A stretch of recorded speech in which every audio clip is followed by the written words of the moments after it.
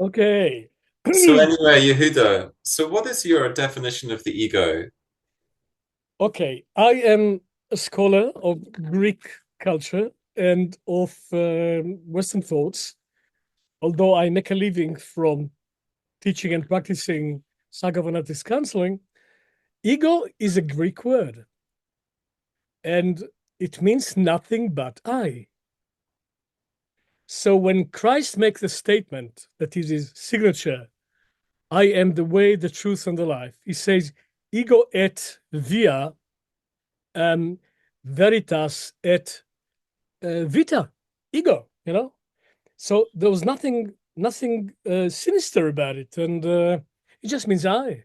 Hmm. And, in French it's je, and in Slavonic it is ja, and in Hebrew it is ani, and so on. And in German it is ich. And until the 40s, 50s, this is how the case was. And you can see Rudolf Steiner speak about ego all the time, innocently, assuming people will read I. The word ego got this negative connotation with the shallow importation of Eastern philosophy into the West without digesting it.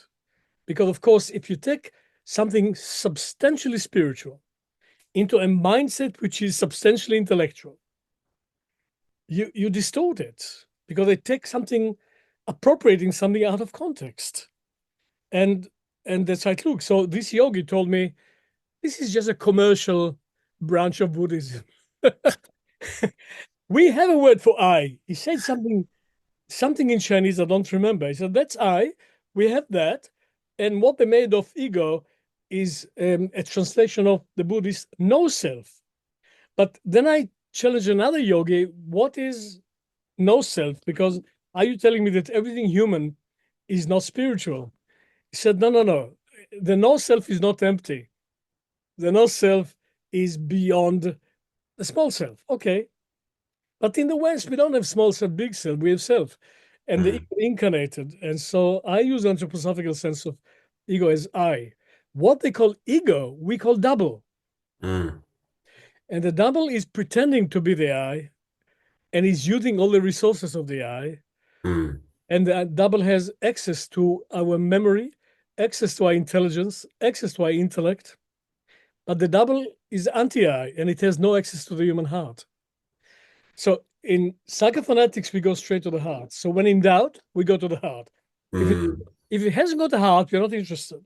Hmm. Logically, practically, we I just go. remember I remember William Blake saying something like that when he wanted to know if something was true or not, he just asked his heart, and Absolutely, his heart told him whether it was true or not. And it's absolutely, interesting to the extent that we allow ourselves to be guided by that kind of inner heart wisdom. In reference to kind of Buddhism, they have the word heart mind, bodhicitta, or even sometimes Tibetans, when they're talking about the mind, they point here. I think also Rudolf Steiner, didn't he say that he thought we were going into a time where we were sort of generating this more sort of heart mind sort of consciousness? absolutely, absolutely. He said more, but we have to be careful linguistically because many people don't know the difference between feelings, emotions, and heart. Mm, So the heart is beyond the division. The spiritual heart and the etheric heart, the chi heart, is beyond the division of um, thinking, feeling, and willing and emotion. But there's so much confusion because we neglected spiritual language in the West for 300 years in favor of mhm, analytical science, which was necessary.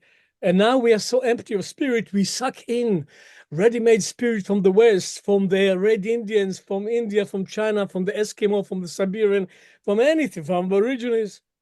But you cannot appropriate culture like that. And also, those cultures were formed in a previous state of human development when the individual I was not yet formed. It was group I, and it was right for this to be group I. But we all moved forward, not just Westerners. I worked in 5 continents and I did substantial work in sub Saharan Africa.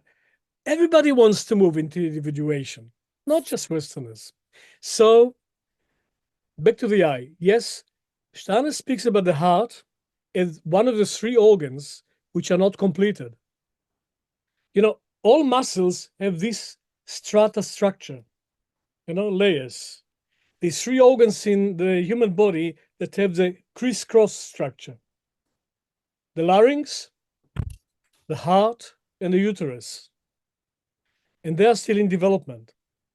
So he speaks about the fifth chamber of the heart that is coming, of the etheric heart. And all intelligence is moving to the heart. So the heart is replacing the brain gradually. The brain is on the way out, basically. The brain cannot develop any further. The heart will be the future thinking center. What will be the heart in the future? You and I will have to talk about sometimes, because I have some theory about it, but I have to check it out.